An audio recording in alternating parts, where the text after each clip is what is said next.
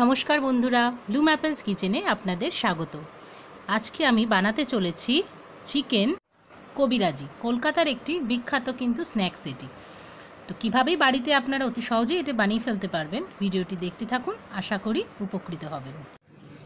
Chicken কবিরাজি বানানোর জন্য আমি এখানে চিকেনের ব্রেস্ট পিসটা নিয়ে নিয়েছি, বোনলেসভাবে নিয়েছি, আর এরকম লম্বা করে কেটে নিয়েছি। দুটো পিস অসমান হয়েছে, কিন্তু যেহেতু আমি এটা বাড়িতে করছি তো তাতে কোনো প্রবলেম হবে না। এখন এর মধ্যে আমি দিয়ে দিচ্ছি লেবুর রস। আপনারা লেবুর রসের পরিবর্তে ভিনিগারও ইউজ করতে পারেন। লেবুর রসটা কিন্তু খুব ইম্পর্টেন্ট, কারণ চিকেনটাকে সফট করতে সাহায্য করে।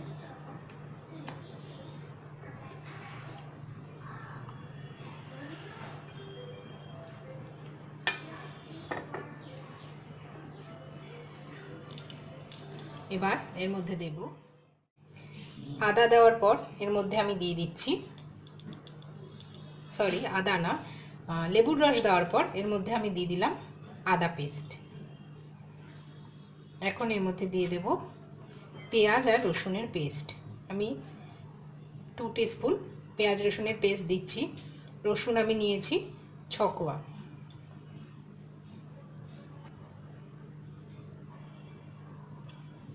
দিয়ে দিয়েছি। এর মধ্যে আমি 3টে কাঁচা লঙ্কাও বেটে নিয়েছি। এখন এর মধ্যে দেব ধনেপাতা পেস্ট। আমি 1 টিস্পুন ধনেপাতা পেস্ট দিয়ে দিয়েছি। আর দেব গোলমরিচের গুঁড়ো,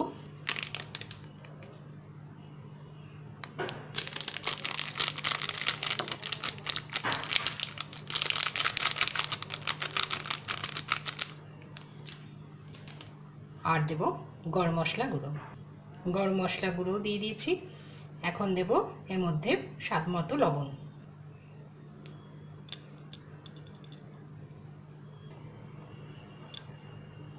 লবণ দিয়ে দিলাম।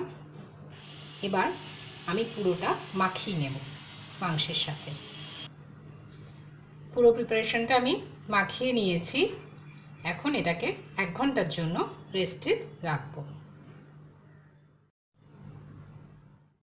নির্দিষ্ট সময় পর আমি চিকেনটাকে আবার নিয়ে নিয়েছি, আর এর সাথে আরও কিছু ইনগ্রিডিয়েন্টস নিয়েছি। এখানে নিয়েছি ডিম, দুটো ডিম আমি এখানে ফেটিয়ে নিয়েছি এবং এর মধ্যে গোলমরিচ দিয়েছি, আর 1 টেবিলস্পুন কর্নফ্লাওয়ার দিয়েছি।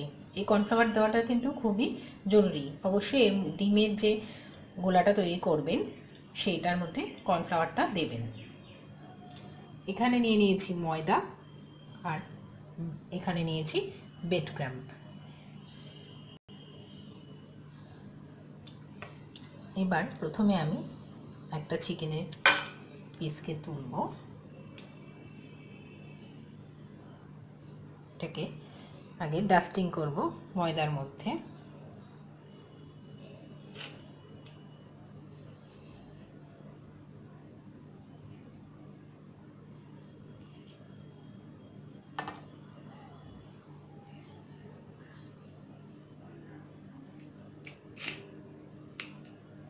ভালোভাবে ময়দাতে আমি ডাস্টিং করে নিলাম। এবার এটাকে ডিমের ব্যাটারটার মধ্যে চুবিয়ে নিলাম। নিয়ে এবার ব্রেড ক্রাম্পের মধ্যে দিলাম। এবার এটাকে ব্রেড ক্রাম্প দিয়ে দেব, উপর দিয়ে পুরোটা র্যাপ করে দেব, চারিদিকে র্যাপ করে দেব।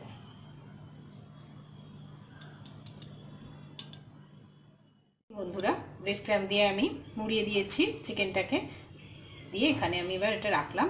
আরেকটি পিসও আমি এভাবেই করে নেব।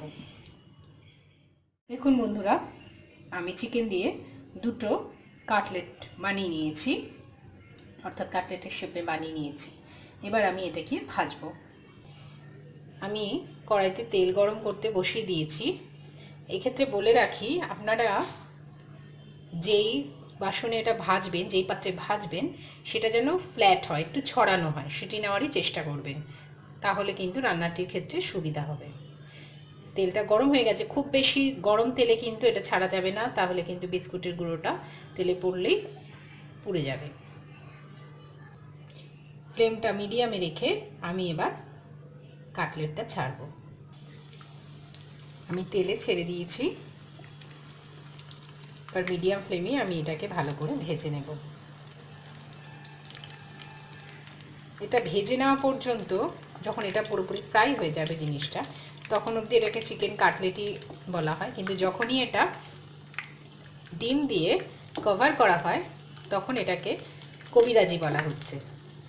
হয়তো প্রচলিত আছে যে যেহেতু এটা ডিম দিয়ে কভার করা হয় জিনিসটাকে, সেই কভার থেকেই কবিরাজি কথাটা এসেছে, অর্থাৎ কভারেজ থেকে কবিরাজি কথাটা এসেছে, এটি প্রচলন আছে। দেখুন বন্ধুরা, আমি এই পিসটাকে উল্টে দিয়েছি, আর এটা আমি আবার দিলাম তেলে।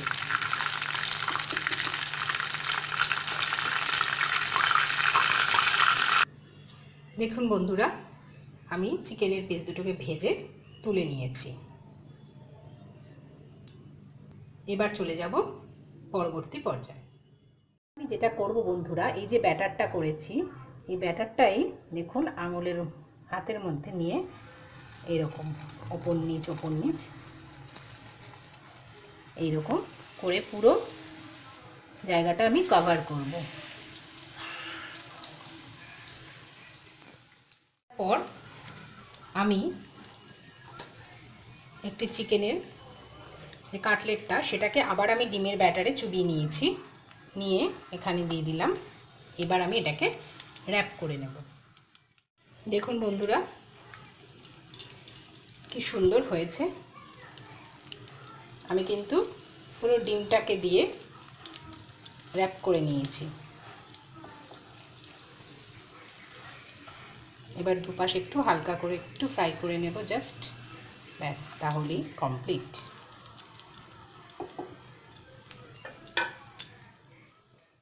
আমি আরেকটি দেখিয়ে দিচ্ছি।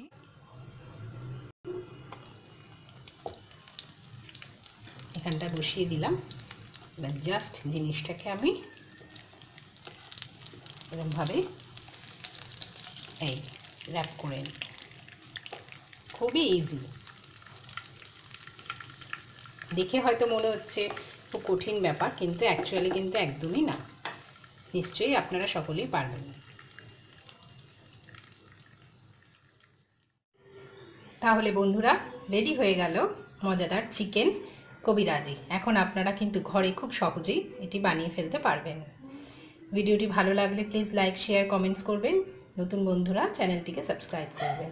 পরবর্তী আরও নানান রকম রান্না নিয়ে দেখা হবে। সবাই ভালো থাকবেন, সুস্থ থাকবেন। নমস্কার।